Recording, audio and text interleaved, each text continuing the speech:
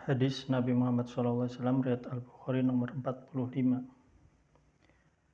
Al-Bukhari berkata telah menceritakan kepada kami Ahmad bin Abdullah bin Ali Al-Manjufi.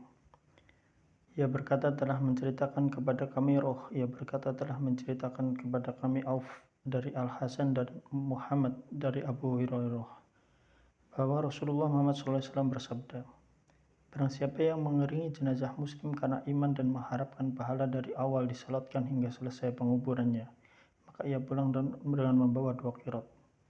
Setiap qirat setara dengan gunung Uhud. Dan barang siapa yang menyalatkannya namun belum pulang sebelum dikuburkan, maka ia pulang membawa 1 qirat. Hadis ini dikuatkan dari riwayat Utsman Al-Mu'adzin. Ia berkata, telah menceritakan kepada kami Auf dari Muhammad dari Abu Hurairah dari Nabi Muhammad SAW. Hadis riwayat Al-Bukhari nomor 46. Al-Bukhari berkata telah menceritakan kepada kami Muhammad bin Ar'arah. Ia berkata telah menceritakan kepada kami Syu'bah dari Zubayd. Ia berkata, aku bertanya kepada Abu Wa'il tentang Murji'ah, maka ia menjawab telah menceritakan kepada Abdullah bahwa Nabi Muhammad SAW bersabda, mencerca orang muslim merupakan kefasikan sementara memeranginya adalah suatu kekufuran. Hadis riwayat Al-Bukhari nomor 47.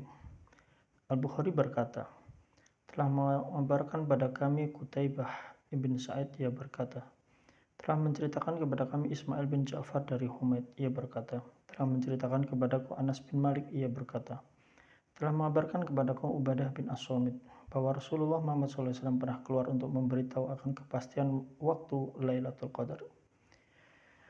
Hanya saja pada saat itu ada 2 orang muslim yang sedang berselisih. Maka Nabi Muhammad SAW bersabda, aku mendatangi kalian guna memberitahu akan kepastian waktu Lailatul Qadar. Namun dikarenakan ada fulan dan fulan yang saling berselisih, sehingga kepastian waktunya ditiadakan, tidak diketahui. Semoga hal tersebut menjadi lebih baik untuk kalian.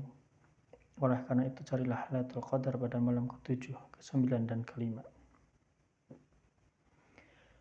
Hadis riwayat Al-Bukhari nomor 48. Al-Bukhari berkata, telah menceritakan kepada kami Musaddad. Ia berkata telah menceritakan pada kami Ismail bin Ibrahim. Ia berkata telah mengabarkan kepada kami Abu Hayyan At-Taimi dari Abu Zur'ah dari Abu Hurairah. Ia pernah berkata, pada suatu hari Nabi Muhammad SAW pernah bermajelis dengan para sahabat.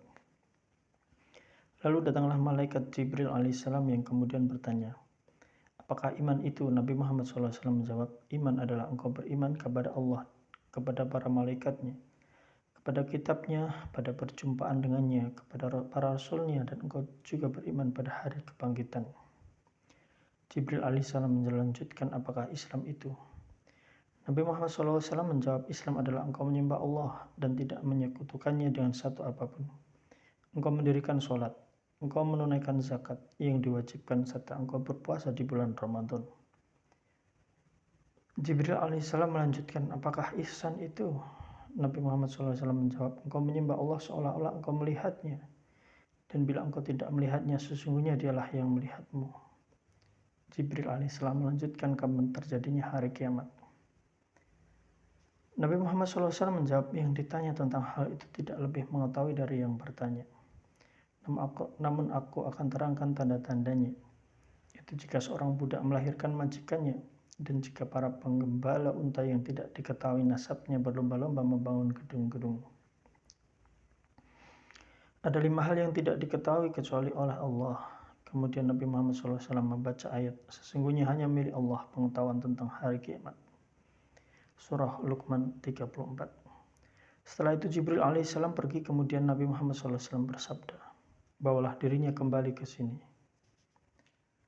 Namun para sahabat tak melihatnya lagi. Lantas Nabi Muhammad SAW bersabda, ia adalah malaikat Jibril yang datang kepada orang-orang yang untuk mengajarkan agama mereka.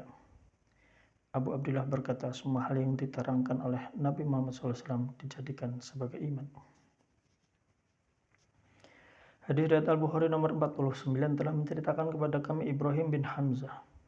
Ia berkata telah menceritakan kepada kami Ibrahim bin Sa'ad dari Solih, dari Ibnu Syihab, dari Ubaidullah bin Abdullah, bahwa Abdullah bin Abbas mengabarkan kepadanya, ia berkata, telah mengabarkan kepadaku Abu Sufyan bin Harb bahwasanya Heraklius pernah berkata kepadanya, telah kutanyakan kepadamu apakah jumlah mereka pengikut Rasul Muhammad SAW bertambah atau berkurang.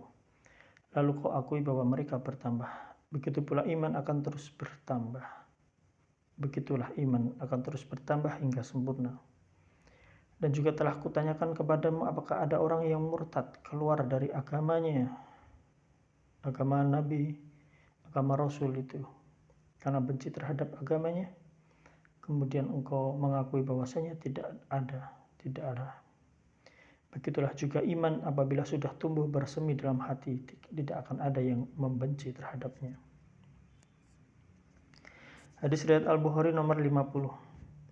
Al-Bukhari berkata telah menceritakan kepada kami Abu Nuaim. Ia berkata telah menceritakan kepada kami Zakaria dari Amir. Ia berkata, aku mendengar An-Nu'man bin Bashir berkata, aku mendengar Rasulullah Muhammad SAW bersabda, perkara yang halal sudah jelas dan yang haram pun sudah jelas. Namun di antara keduanya ada perkara syubhat syamar yang tidak diketahui oleh banyak manusia. Maka barang siapa yang menjauhkan dirinya dari yang syubhat berarti ia telah menjaga agama dan kehormatannya. Dan barang siapa yang jatuh pada perkara yang syubhat, sungguh ia seperti seorang pengembala yang mengembalakan ternaknya di pinggiran tempat terlarang untuk menggembala yang dikhawatirkan akan jatuh ke dalamnya. Ketahuilah bahwa setiap raja memiliki batasan. Ketahuilah bahwa batasan larangan Allah di buminya adalah segala sesuatu yang diharamkannya. Dan ketahuilah pada tiap raga ada sekumpal dagingnya. Apabila baik, maka baiklah seluruh raga tersebut. Namun apabila rusak, maka rusaklah seluruh raga tersebut. Ketahuilah bahwasanya itu adalah hati.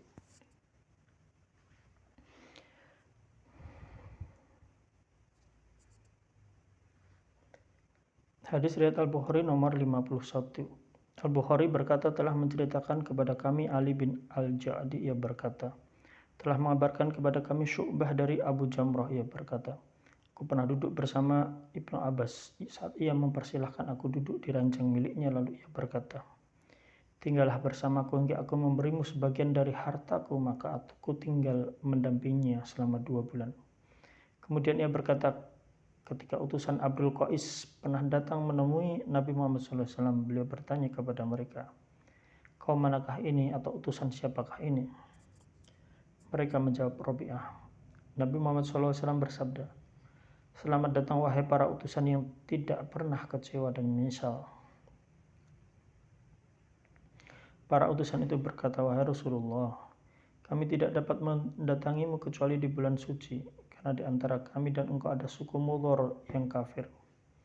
Oleh karena itu ajarkanlah kami dengan satu pelajaran yang jelas, yang dapat kami amalkan dan dapat kami ajarkan kepada orang di kampung kami, yang dengan begitu kami dapat masuk surga.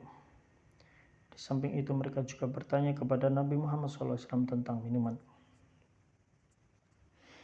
Maka Nabi Muhammad SAW memerintahkan mereka dengan 4 hal dan melarang dari 4 hal.